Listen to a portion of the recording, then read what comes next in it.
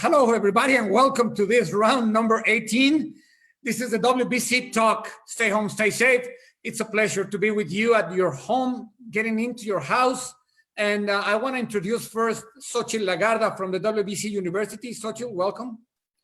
Hi, Victor. Nice to see you again. It's Friday. I can't believe how fast this week flew by. Hi, Mauricio. Once again, we are here, and we want to start this panel just with a small reflection. And today we want to talk about how important is the technologies, now the new technologies in all this matter. Right now we are on a video conference, and we are getting together by the technologies. In the other capsule, we talk about what it was shared today in the mental training program, and how it was important to focus on being concentrate. Where do you put your attention?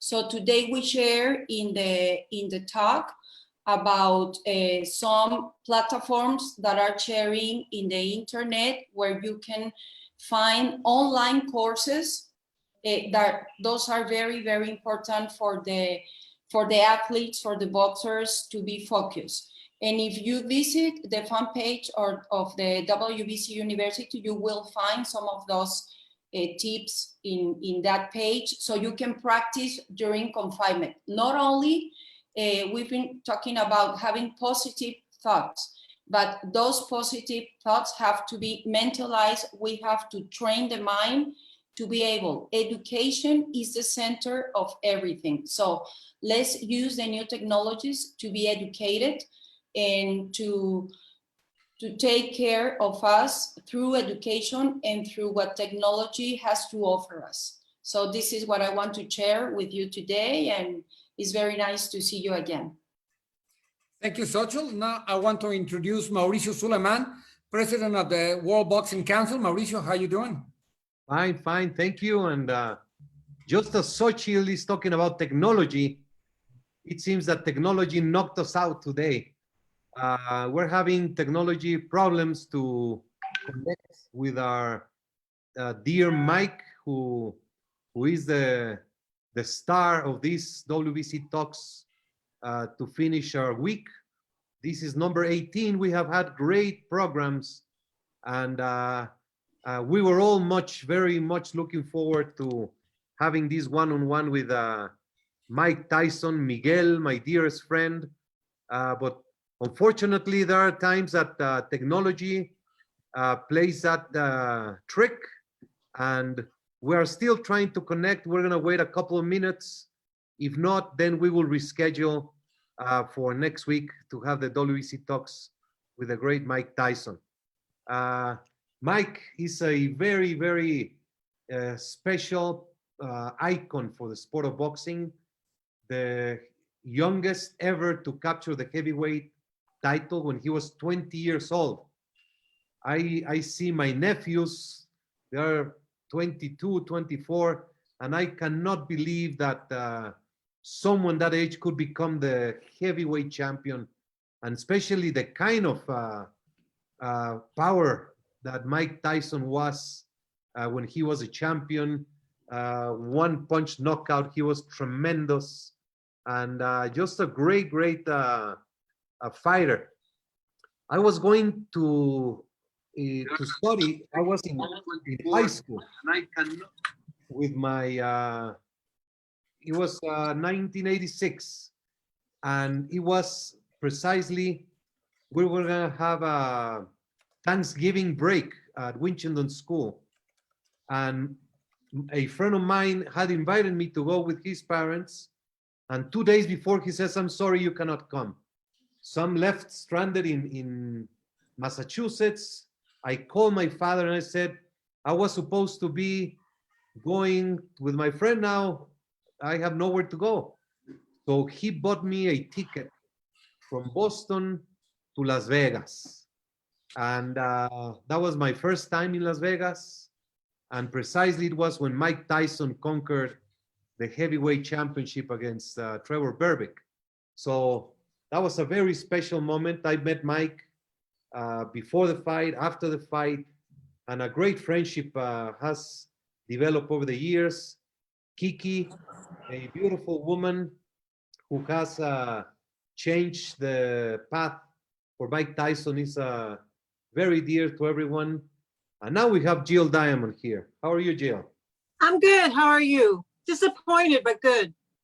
Yes, we were all everybody was looking forward for this one-on-one, but unfortunately, as we say, technology sometimes plays that trick. But there are many other things to be happy for in these difficult moments in life, but we keep working. How are you, Jill? How's New York? I'm good. And I remember the first time I saw Mike Tyson in action. I was, of course, a very tiny child. And my husband took me to New Jersey to see him to fight Michael Spinks.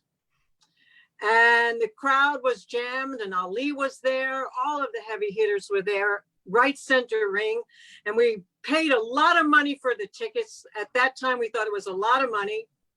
And we get to our seats and the fight's about to begin and we hear boom, boom, boom, boom, coming from the locker room, which we found out later was Mike hitting the lockers as he walked his way to the ring, gets in the ring, and good night, Mr. Spinks. It was all over in a couple of minutes and 91 seconds. we had a good time, but a short time. Yes. Yeah, we have some pictures of Mike. You want to show those? I was ready for this meeting. I have my special globe with Mike's signature. I just want to show it. Of course, we have a lot of pictures. Can we show, where do you want to go, Mauricio? We have a lot of pictures. Would you like to show Mike at your house? Yeah, that dinner was sensational. Okay. There you go. This is Mike. My father organized a dinner at our house when he was visiting Mexico. And there was a trio singing. So Mike, that's my mother. Mike specifically told my father to get Mantequilla Nápoles to be there because he wanted to meet Mantequilla, his hero from childhood. So it was a very intimate dinner with a few friends. We had lots of fun. And at one point, Mike said, because he wanted to hang out with the young kids. So there's my brother Hector and his friends. And they said, let's go get some fresh air. And guess who's here? Okay, guys, let's get Mike. Okay. Si ya regresa a la pantalla, ya está Mike ahí. Hold on. Let me turn your camera on and go. Mauricio, what's up, brother? ¿Qué pasa, Miguel? How you doing, brother? How are you doing, Mike? Doing beautiful, man. Beautiful to see you. I'm so happy to see you, even from far away, but I can see you now. And you know what I learned through this type of conferences? You can still hug your dear ones. So I'm going to reach in the camera and give you a big hug, Mike. All love, brother. All love. Mike, thank you. Thank you for joining us. I'm so happy. We were remembering a few things when when you visited Mexico one time, my father organized a dinner, and you asked my father to get mantequilla Nápoles. Yeah, I remember that. We have a picture. Let me show you the picture of that night. Tell us about mantequilla Nápoles. Why did you want to meet him? You know, as a little boy, I was a little boy with Customato, and I used to look at that boxing encyclopedia. Do you hear me, Mauricio? Yes, perfect. Can you see me? Yeah. All right, so I used to always read the boxing encyclopedia, and I used to always see this guy, and his name was Jose, and his middle name I couldn't pronounce. And I used to say, what does that mean? I couldn't pronounce it. Started with an M. And I said, Cuz, what does this mean in the middle? He says, Montequilla. I said, what does that mean? He said, smooth as butter. And then ever since then, I did the research on him, and that's what he was. He was a Cuban immigrant that transferred to Mexico, and he was a legend boxer in a lightweight division. And we never even saw him fight in his prime, because in his prime, he was a lightweight.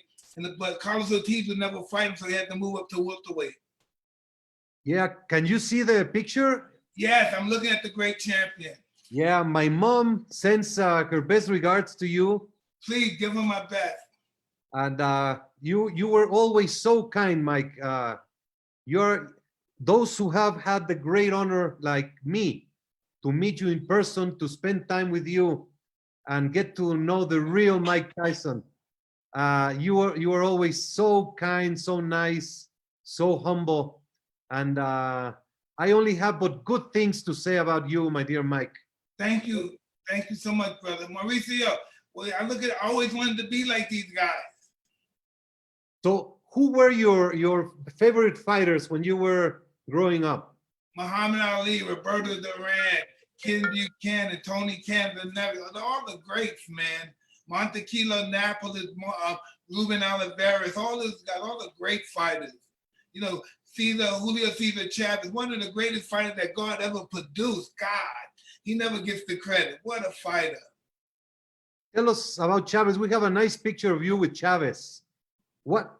I remember that when he fought Rosario, you went in the corner with Rosario. Yeah, we were teammates. We were, oh man, he did a number on Rosario. He couldn't open his eyes when we got back into the dressing room. He couldn't open his eyes. His eyes were beaten shut. It was, oh man, I felt so bad. That's the night when Chavez was born in reality for the world. Absolutely. And what's your favorite boxing movie? Do you like movies? Yes, I think Raging Bull is the best movie, I think, that ever been made, The Raging Bull. Because it goes into the characteristics of a fighter and his insecurity and how we have to overcome our insecurities. And that's basically what we're developed. Our development is basically designed off our insecurities. Have you ever met Robert De Niro? Yes, I had the opportunity to meet him on a few occasions. Yes, I have. And he really likes boxing, huh? Absolutely. Yes, he's a boxing fan. He's a wonderful individual. And that movie was the quintessential ideology of what it takes from a psychological perspective of being a champion from that perspective. You know, you have been involved in movies and series. Yes. Which one is your like this is there's a great shot of you hitting the bag in this one, right? In one of these, I don't know particularly which one it is, but it was a picture of me training in the movie, hitting the bag. I forget which one it was. Yeah. Which one was your favorite part in a movie? I don't know. I like The Hangover. I had fun in The Hangover. But The China Salesman was good too with Steven Seagal. That was really good. Have you seen that? That's a Hangover. That's my favorite. That was the breakthrough of me really doing movies. You know, a lot of people thought that was your house, the one that your real house in Vegas, but it was not, was it? The studio house for the studio house. Yes. And have you kept in contact with these guys from the movies? I see them periodically, and every now and then we work with each other like we're doing now. But every now and then we talk and work with one another. Just like me and you, we see each other like me and you. Every now and then we don't see each other, but every time we see each other, it's love. Yes. You know, this is, we call it WBC Talks. We started this, it's every day we do in Spanish and then in English, and they're live as a way to give the boxing community of the world a way of keeping in touch, keeping in contact. We have had programs with judges, referees, with some trainers, commissioners. We are doing all these different just to keep boxing activity going and to see great personalities like you. This is a very special one for us, and a lot of people from around the world will get a lot of entertainment just by looking at you, by feeling you and hearing you. Is there something you like to talk? How are you feeling right now, Mike? Listen, I never felt it, man. Listen, I felt the best I've ever been. I'm in the best shape I've ever been in my totally life of existing, and I just can't. I have no complaints. This is the best. At the worst time of our particular history, this is the best time in my life. As a human being, how I feel. I feel like sky's the limit. Nothing can go wrong. You know, when things go wrong, there are many other opportunities that open up. And I don't look, I'm not the kind of guy when the door opportunity closed in my face, I don't stand there and get focused on that door that closed on me. I look for the next door that's open. I never stay in one place. I continue to move forward. yes, you overcame so much adversity since you were a kid. And now it's adversity for everyone, but you're positive, you feel positive. We will come out okay of this. Oh, absolutely. Listen, we're nobody, and everything's all about, everything is God, and God is great. And when and if it's an opportunity that God doesn't want us to live anymore and be on this planet, that'd be glorious as well. You know what I mean? Because only the glory goes to God. All our life, everything that we exist for goes to God. And we're nothing. Our life is meaningless. Yes. That's a t-shirt that just came out. Yeah. So you decided, or how did it come about? Now listen, this shirt came up because my wife doesn't think I wash my hands enough. And so she made this shirt to keep me conscious of washing my hands. Kiki, what a wonderful woman. Oh, she is just so awesome. I don't know what I would do without her. She's absolutely crazy though, but without her, I would be nothing. Yes. She's sensational. And when she came into your life, it gave you the compliment that you needed.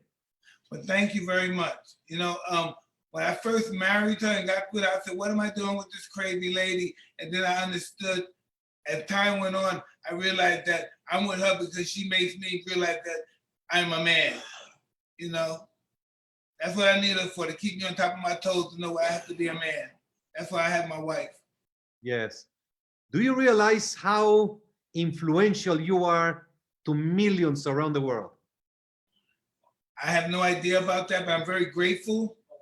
I'm very grateful for the mercy of God, the mercy of the universe that I've learned through life's experience. And I didn't burn all my bridges, and pain was really a progress and learning experience for me that I would never gotten anywhere else in life, but in the world of boxing and the people I've engaged in my life. And I'm very grateful for that too.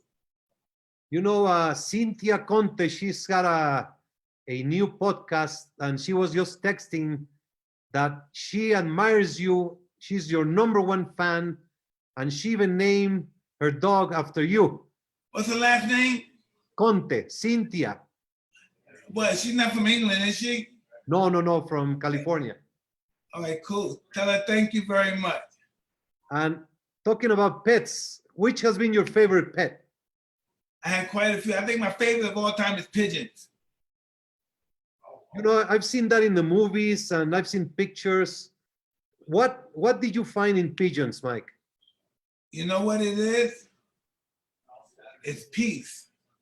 It's something that money and nothing else could ever give me. Not even love. So we have a few pictures of you and the pigeons. Yeah, that's pretty awesome. So it's a feeling that you get a energy, or? It's really difficult to explain. You have to be a pigeon person. once you get involved in the pigeon world, you have to do it at a very young age mostly. But once you're involved, it's in your blood for life. You're gonna die doing this stuff. When I die, I'm gonna at least have 1 or 2 pigeons in the cage, if not a couple of thousand of them. But there's no doubt about them. And anybody know when I die where to take my birds and who to give them to and all that stuff? Do you have birds now at home? Oh yeah, I got a couple of hundred. Wow, nice. Till I die, that's not gonna stop until I die. That's how it goes. Is it true that you discover your power because one kid in New York heard your pigeon? Yeah, he killed my bird. He took it and killed it, and that was my first fight. Yeah. You were like a little chubby boy, huh? Yeah, but I won that fight. Well, I kind of won that fight. And ever since I fought that fight, some other kids did, and there was some older kids. They would bring other kids from different neighborhoods to come around and fight me. They say, yo, you was that guy fighting the other day, right? And he said, I'll give you $5 if you fight my man. My man want to fight you for $5. And I would fight him. Wow. What's the difference between a street fight and boxing? Well, boxing, you have rules. In street fight, normally the guy is dead or severely injured. And how about the tigers and the lions that you used to have? Yeah, that was pretty interesting and stuff. And I got that stuff when I was coming out of prison. I was all ego filled up. And I have to realize now that was really a bad decision because they're really dangerous and strong. And there's no way, and that's a baby right there. And there's no way I can handle that cat if she chose to attack me with everything she had. I'd be helpless. I'd be dead in 3 seconds. Yeah. Yeah. That was a big mistake. That was all ego and stuff. I'm glad I didn't get hurt in that experience. You came to Mexico City 1988. Yes. You were the world champion. It was a convention. And Muhammad Ali was here, and Chavez, Duran, so many champions. And after the ceremony in the hotel, we took a bus to go to a big restaurant with a bull ring. Oh, I remember. That was beautiful. Yeah. And remember you let the little bulls out and I ran. I was scared. I never saw it. Was so aggressive. And you can see that's how it is in fighting. You know, I'm a small guy, but I was just so aggressive, everybody would freak out. And that bull was just a little baby, but he was so aggressive, I freaked out. I couldn't handle the aggression. Oh, we have a picture of you jumped over the fence because the real bull was coming. The bull said, because your father was laughing, he was pushing the bull away and he thought me running.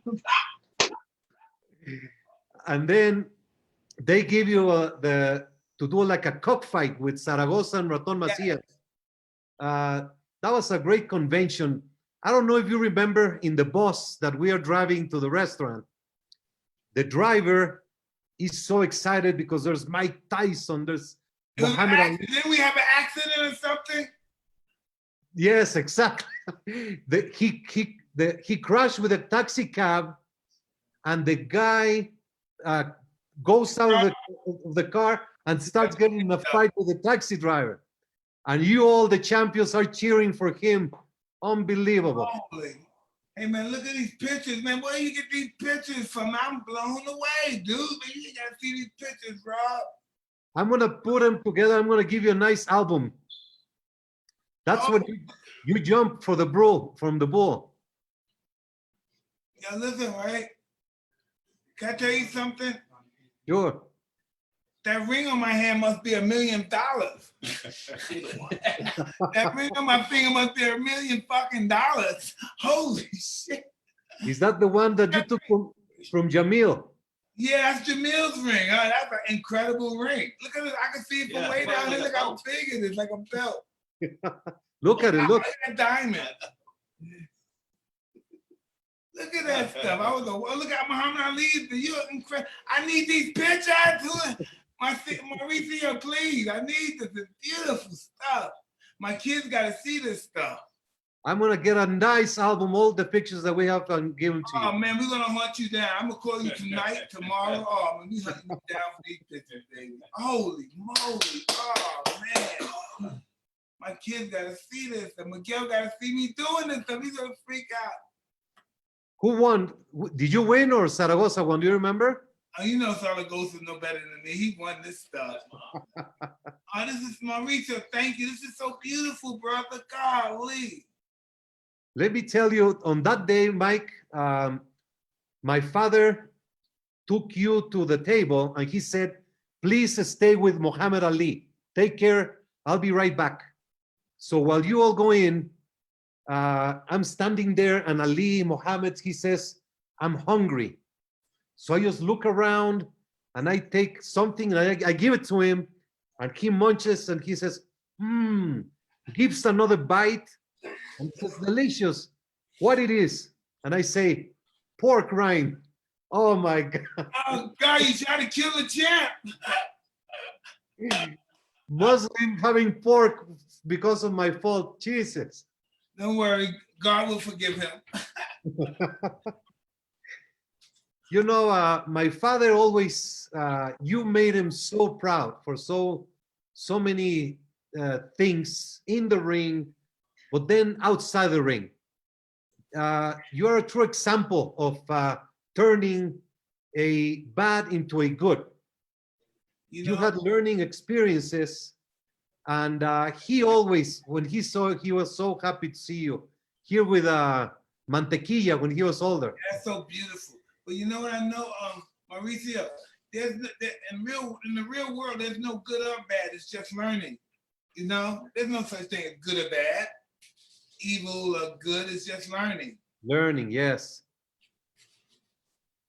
Can you imagine since this earth had begun? Can you imagine how many people lived on this planet? And we're just learning, and we're still primitive. We're still new. It's just as human beings, but very new. We're not old at all. Yes, if we're 2 billion years old, that's nothing in lifetime. We're nothing. We're babies. If we're 2 billion years old, we're nothing as far as development and thinking. 2 billion is nothing, dude. You know, Muhammad Ali once told my father what life is all about, what reality of life. And he said to compare life to what it is, it's you standing in the desert and getting the amount of years you're going to live. Let's say 80 years, you get 80 grains of sand and put it in your palm of your hand and you paint it with a color. Then you throw those grains into the desert. And that's how you define life. We are nothing compared to the existence of... Mauricio, there's more stars than there are grains of sand in the desert. We're nothing. You know what I mean? Life is meaningless. The only thing that matters is what we do when we live in here. There'll come a time when this world don't exist and time itself won't exist. You know what I mean? We take ourselves too serious. We're just here for the ride, man. We're just passing through.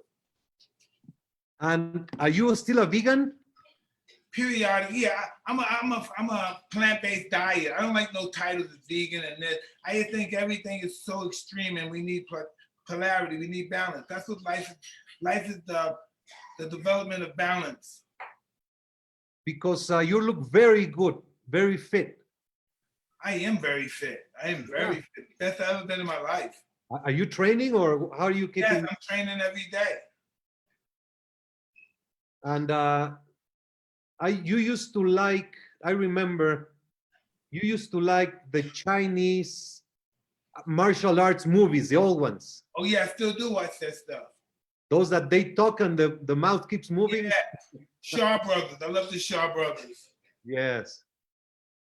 And the fighting is ridiculous, but I love their concept of fighting, their theory of fighting. Because their theory of fighting is the theory of life. And life is the willingness to die. That's what life is. Life prepares us for death. And that's what life is, preparing for death.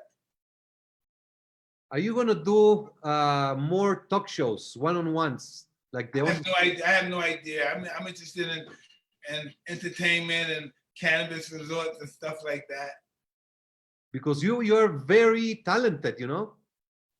I don't know. I'm just very grateful that I met the people like you and your father, Don King, and the people I met during my journey through life. And I don't take it personal. Everything that ever happened was a learning experience, and there's nothing to be mad because I'm prospering through life by this learning experience, and there's nothing to be angry about. I used to get emotional and angry about everything, but this is our learning experience. We should be so grateful for it. I'm very grateful for it now. Do you like talking about yourself in the ring, about boxing, or? I don't know what I like talking about because I'm not that guy anymore. I don't relate to the boxer Mike Tyson no more because he's so ego inflated and ego orientated, that guy. Uh-huh. And who do you remember with, you have had a lot of people go through your life. Absolutely. And who do you remember with care, with a sincere passion for being good human beings? Well, it's quite a few people. How was Cos D'Amato for you? You know, that's the apex of my learning experience. That was everything. That's just, I never knew what an ego, I never knew anything about confidence, and he displayed that to me. He administrated confidence to me. Did that make sense? Yeah. Confidence to me, and by doing that, I developed the ego. And by doing that, I believe that the impossible was nothing. I can do anything. Uh-huh. Do you remember Jamil Chade? Yes. Crazy, man. One time I went to visit you before a fight in Atlantic City with my father and Jamil. You were in a suite in an apartment, and you were playing dice. So that's my favorite pastime. I love playing dice. Yeah. And he tried to play with you, but you beat him like 4 in a row. He had no more money, so he was so upset that he lost. He was competitive. That happens sometimes. I'm pretty good. So you still play dice with your friends? No, I don't play no more. I'm too family oriented. I'm at the office all the time. I'm hanging out with my wife. My wife is not going to give me 10 feet away. She's on me. We're working with kids. She's making sure I'm involved with these kids doing stuff. And I guess that's why she said, hey, what am I going to do? Well, I'm not, I'm making money. I'm working. I need to spend some time with the kids. How about, are you going to do any other tattoos? I have no, listen, the other day I was thinking about this tattoo, because I'm in such good physical condition. I was thinking about just getting my whole body inked up. I saw somebody who had his whole body from neck to toe, and he was fit like myself, and he looked beautiful. And I said, wow. His body was all tatted out, and I just thought that was beautiful. And he was really fit. You have this one in the face, and you had one in the arm, a little one? I have quite a few. I have Che Guevara on my thigh right here. Che. Yeah, I have a bunch of stuff. Uh-huh. And who designed this one in the face? I did. I was watching these warriors from Australian warriors in the Maori tribe. They're indigenous people, warriors, ancient warriors, and they normally tattoo themselves in their whole body and face before they go into battle. And I thought that was just commendable, and I just wanted to be a part of that entity. My nephew Andres, he would like to know, how did your negative ego was fueled into an ego-fueled personality for the good? Well, for the good, I entertain people. You know what I mean? The ego is good for entertainment and saying how great I am, and I'm a descendant from God or anything.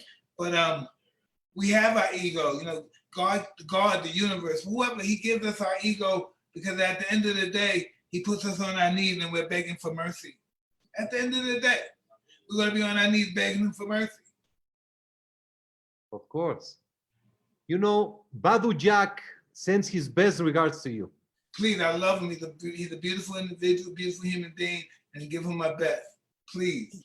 He just had his daughter's birthday a couple days ago. We had a nice conversation. He's a very special character. I agree 100% he is. I wish he gets a break. He's been having some bad breaks. I hope good things are going to happen because he persevered. He hasn't given up. And that's what fighting in life is all about. He's never giving up. Keep persevering. Yeah, his wife is such a great compliment as well. What is your favorite ice cream? Me? I would think, I don't know. I don't eat. I eat sorbet. I'll take some coconut sorbet. Uh-huh. Yeah. And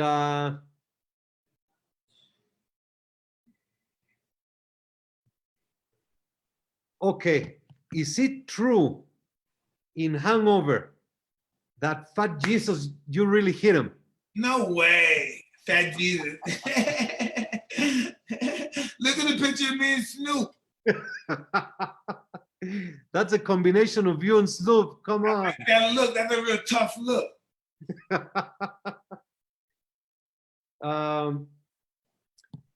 And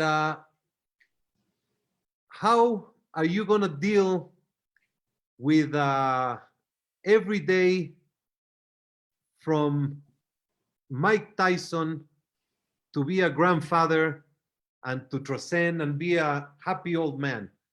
What is your dream? How do you see your day-to-day going? I don't know. I just see myself making a better place, making it better than when I left, when I was here. When I leave, it'll be better than when I was here. That's what I'm basically trying to say.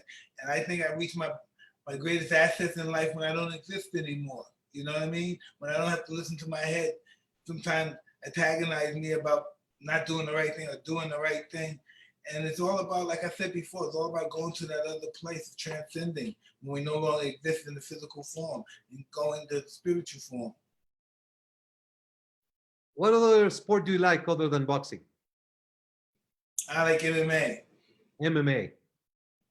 Would you have ever fought MMA? Do you think you would have been successful? If I was younger, I would have definitely tried it. Uh-huh. Because I have friends in there now, and if I was fighting, I would have had friends in there, and they would have showed me. I would have said, "Move me, show me on the floor, move me on the mat, wrestle with me." I would ask them to teach me. Yeah. And do you like football? Football is good too. It's just, and this is what you gonna say. You saying football is extremely violent. You know, it's really bad. And I know you say I'm saying that, but that's really bad stuff. It's very violent. Yeah. A lot of injuries. I'm a Dallas Cowboys fan. I am too. Really? So we suffer the same. Yeah.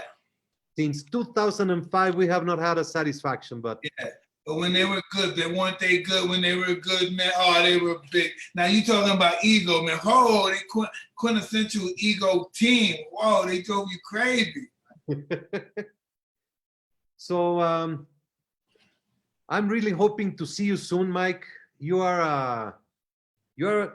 We talk about you all the time. My brother Hector, Fernando, Pepe, my mom. Oh, remember this at the... That's beautiful. The signing. Yeah. Because we always we have known you since you were 20 years old. And when you learned that my father was sick in the hospital, you flew in just to see him in UCLA. And you have always been so kind to us in all different ways. And I just want to say, Mike, that you are part of the Suleiman family. You are one of the greatest heroes of the sport. But more importantly, your heart, the way you have touched so many, is so humbling, Mike. Thank you, brother. It's just I met great people like you and your father that make me this way. Thank you. And please give our best to Kiki, to the kids. And I'm looking forward to seeing you very soon once this world opens up, which is going to be very soon. God willing, brother. Thank you. Is there any message you'd like to tell to all those watching? Yes, to WBC and to the Mexican people in Mexico, Mike Tyson loves you and wish the best for everyone. Thank you. Thank you, Mike. So I'm going to say goodbye to you with a hug again. Love, brother. God bless. Take care. Thank you. I love you, soon, Mike. Thank you. Thank you. God bless. God bless, friend. Bye-bye. Muy bien, Vic. I think it was wonderful, Mauricio. It was a great chat with Mike. Do you want to still see pictures? We have a lot of pictures of him. This has been such a great moment. Sensational. Everybody have a great weekend. We will see you soon. And Victor, you wanted to show some pictures? Yes, we have pictures. Can you guys send all the pictures over? In an Sure. email? Of course. Yeah. We'll send you by email, and I'll make a printings also for Mike for have an album. Oh, dude, he would love that. That's perfect. Yeah, we have hundreds of pictures. He's gonna enjoy it. Really? Yeah. Oh, we'd love to get them, man. That'd be awesome. So wire transfer. I mean, we. Well, here, it's just Rob. Can you email him to Rob? Yeah. You want to Dropbox him? Do we have a Dropbox? Or? Here, we'll get you our Dropbox account real quick. Sure. Awesome.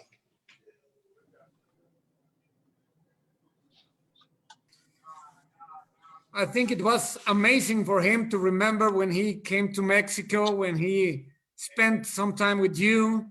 And that's when you get to know Mike, it's different, no, Mauricio? See, and when that bus drive was awesome because he remembered it. The bus driver, he was a fan of boxing. So when he gets out of the car against a taxi driver, they start just going at it. He was so motivated by Tyson cheering on him that it was just that made his life. And how is the experience to get to know these guys so humble in your house with your family, sharing, singing? How is the experience of that? No, it's things that will never go out from your mind. And especially Mike. We saw him last month in Las Vegas. We had a dinner with Holyfield to celebrate Evander's 30 years of conquering the title. And it was Mike Tyson who presented him a special medal. And they hug each other, they talk. I mean, Mike has really turned around to become a role model. He's all for good, all for peace.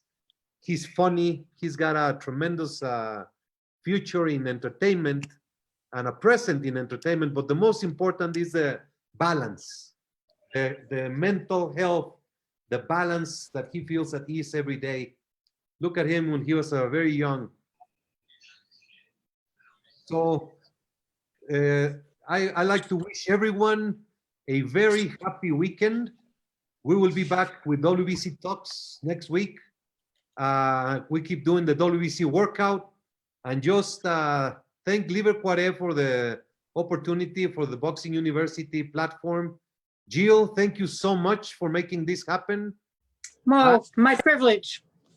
And let's keep going. It's a Friday. It's time to relax after a very busy week. Don't laugh. I work a lot every day. You do. There's no doubt. Very hard. When you're at home, there is no schedule. I mean, you keep working and then you realize it's 8 o'clock, 9 o'clock.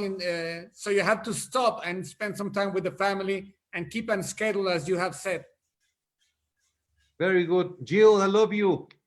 Love you. See you guys. Love Thanks you. again. Thank you very much. Hey, a virtual hug. So Let's email do us, that. email drop. Yeah, if you want to just send us a link from your Dropbox, is that where you have them saved right now? Yes. Awesome. If you could just send a link to that to rob@tysonranch.com. Excellent. And then do you need a release or anything on those? No. Awesome. All right. More from us.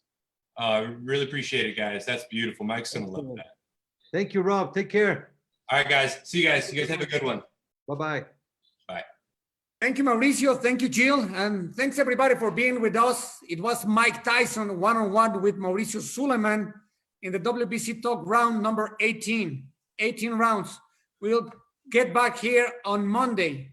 Wait for us and stay home. Stay safe. Thank you. Spend a good weekend.